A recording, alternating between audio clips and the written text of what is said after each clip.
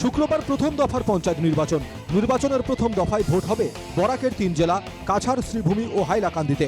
কাছাড়ে এবারও শুধু মহিলা ভোটকর্মীদের তত্ত্বাবধানে থাকবে বেশ কয়েকটি পোলিং স্টেশন। কাছাড়ে মহিলাদের পরিচালিত পোলিং স্টেশনের সংখ্যা 274। কাছাড়ে মোট ভোটার 10,60,155, পুরুষ ভোটারের সংখ্যা 5,31,661, মহিলা ভোটারের সংখ্যা 5,28,479। 1,706টি কেন্দ্রে ভোট গ্রহণ হবে হাইলাকান্দিতে। নিয়োগ করা হয়েছে 3,032 ভোটকর্মীকে। শ্রীভূমি জেলায় আবার করিমগঞ্জ সদর সহ পাথারকান্দি এবং রামকৃষ্ণনগরে নির্মাণ করা হয়েছে স্ট্রং রুম। জেলায় বেশ কয়েকটি স্পর্শকাতর এলাকা রয়েছে বলে কড়া নিরাপত্তা ব্যবস্থা হাতে নেওয়া হয়েছে। অসম পুলিশের পাশাপাশি মোতায়েন করা হয়েছে সেনা, আধা সামরিক বাহিনীও।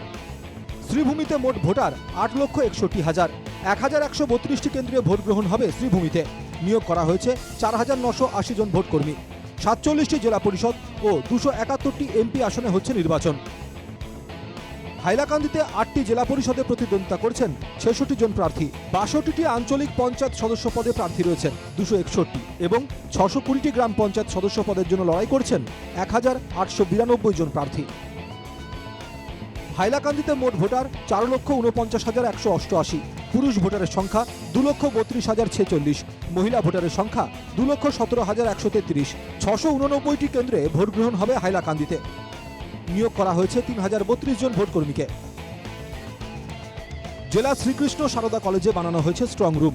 প্রতিটি জেলা পরিষদের জন্য তৈরি করা হয়েছে আলাদা স্টল, যেখানে থেকে ভোটকর্মীরা সংগ্রহ করছেন ভোট সামগ্রী। ভোট গ্রহণ শুরু হবে সকাল 7:30 থেকে।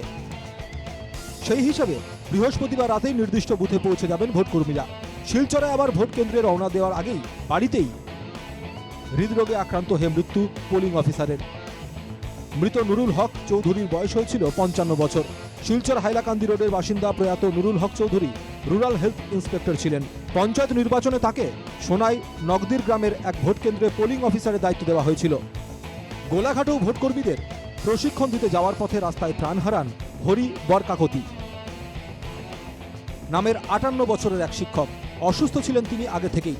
সেই অনুযায়ী সংশ্লিষ্ট কর্তৃপক্ষকে জানিয়েও দেওয়া হয়েছিল, কিন্তু তবু পঞ্চায়েত নির্বাচনে ভোটকর্মীদের প্রশিক্ষণের দায়িত্ব দেওয়া হয় তাকে। তবে এসবের মধ্যেও বরাকের 3 জেলা এবং ধেমাজি, বিশ্বনাথ, গোলাঘাট সহ 14টি জেলায় প্রথম দফার নির্বাচন হচ্ছে শুক্রবার। সবকটা জেলাতেই কড়া নিরাপত্তা ব্যবস্থা। সুষ্ঠু এবং অবাধ নির্বাচনের জন্য প্রশাসন যতটাই তৈরি থাকুক না কেন, শেষ পর্যন্ত নির্বিঘ্নে নির্বাচন হবে তো? দিনের শেষে এটাই লক্ষ টাকার প্রশ্ন। Bureau report, NKTV Bangla.